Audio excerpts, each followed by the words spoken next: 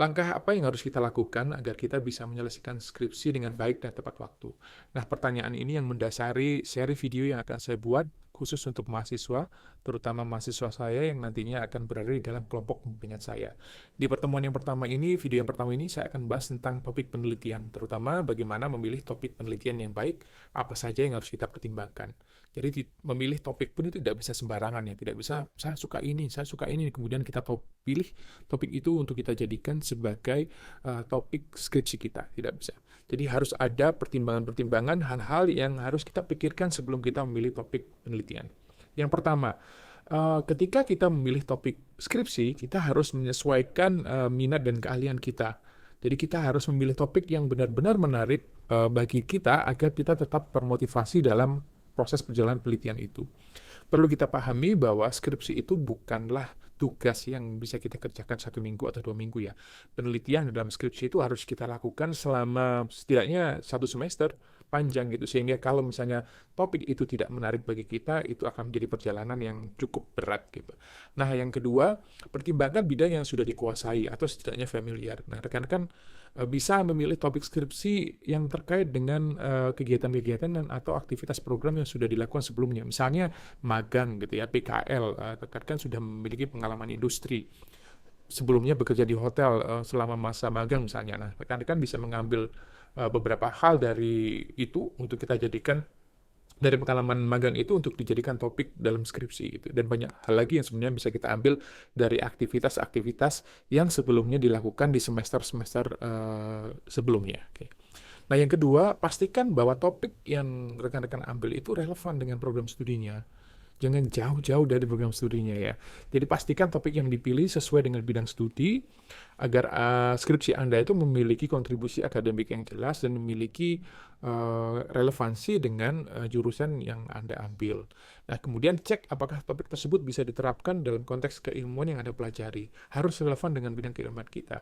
Jangan sampai berbelok ke bidang keilmuan yang lain. Misalnya begini nih, kalau rekan-rekan misalnya di bidang saya ya, program kita adalah bahasa Inggris, ya jangan misalnya mengembangkan aplikasi karena mungkin fokusnya nanti akan bergeser ke pengembangan aplikasi yang menjadi arah dan domain dari teman-teman di jurusan IT misalnya. Oke.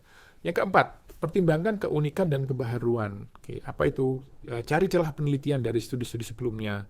Nah, sekarang saya kira rekan-rekan bisa menggunakan banyak sekali tools yang tersedia online untuk mengidentifikasi gaps, untuk mengidentifikasi celah-celah penelitian yang ada. Dan kemudian, kenapa kita harus memastikan itu?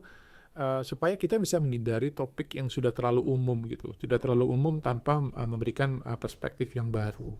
Berulang-ulang topiknya sama dengan milik kakak kelas misalnya, atau hanya beda tempatnya misalnya, mungkin itu akan membuat skripsi kita menjadi sama, tidak ada bedanya dengan skripsi dari kakak kelas yang sebelumnya.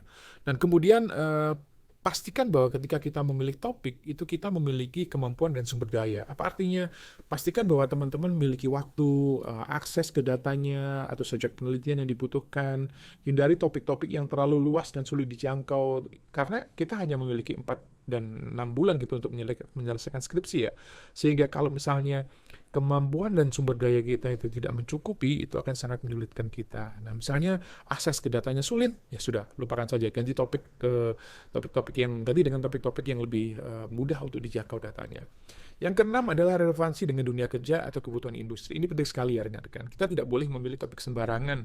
Kita harus mempertimbangkan bahwa topik yang kita gunakan, kita pilih dalam skripsi itu adalah yang memiliki aplikasi di dunia nyata atau relevan dengan tren industri. Kenapa? Karena nantinya topik ini yang kita ceritakan ketika kita melakukan wawancara kerja. Salah satu pertanyaannya mungkin, apa project atau skripsi yang Anda lakukan atau penelitian yang Anda lakukan ketika Anda menyelesaikan studi sarjana misalnya, dan kemudian harus menceritakan itu. Kalau misalnya topik itu satu tidak membuat Anda excited, tidak menarik bagi Anda, kemudian tidak memberikan kontribusi yang jelas, kemudian tidak relevan dengan industri, mungkin akan banyak sekali pertanyaan, kenapa Anda lakukan itu, gitu, apa manfaatnya, dan itu tidak akan membantu Anda untuk mendapatkan pekerjaan-pekerjaan yang Anda inginkan di masa depan. Nah, ketujuh yang seringkali dilupakan adalah jangan lupa konsultasi dengan dosen pembimbing, ini penting sekali. Konsultasi, selalu konsultasi. Kenapa? Karena dosen pembimbing dapat memberikan masukan apakah topik Anda itu bisa dilakukan double atau tidak, perlu penyempurnaan atau tidak. diskusi dengan dosen juga bisa membuka wawasan Anda terkait dengan metodologi misalnya, bagaimana cara melakukan riset, sumber datanya di mana. Teman-teman dosen saya yakin bisa memberikan petunjuk tentang itu, gitu, membantu rekan-rekan mahasiswa terkait dengan bagaimana penelitian itu bisa dilakukan. Nah, yang terakhir saya kira kita perlu untuk menguji, mahasiswa perlu untuk menguji rumusan masalahnya. Jadi ketika kita menentukan topik skripsi, tantangan selanjutnya adalah bagaimana mengubah topik ini menjadi sebuah rumusan masalah, menjadi sebuah pertanyaan yang nantinya akan dijawab oleh mahasiswa di dalam skripsinya. Itu penting sekali ya. Jadi itu pentingnya kenapa kita harus melakukan bimbingan, supaya kita bisa menghasilkan rumusan masalah, pertanyaan penelitian yang benar-benar tepat gitu ya, jelas, tepat, dan kemudian bisa mengarah pada metodologi yang visible, yang bisa dilakukan. Ini penting sekali ke semua hal itu, ke 8 hal tersebut, pertimbangan faktor-faktor di atas yang sudah kita bahas tadi, supaya teman-teman bisa membuat skripsi yang menarik, tapi juga tidak hanya menarik sih, tapi juga realistis, bisa dikerjakan gitu ya. Kita ketemu lagi nanti di video selanjutnya, saya akan menjelaskan tahapan-tahapan selanjutnya. Terima kasih.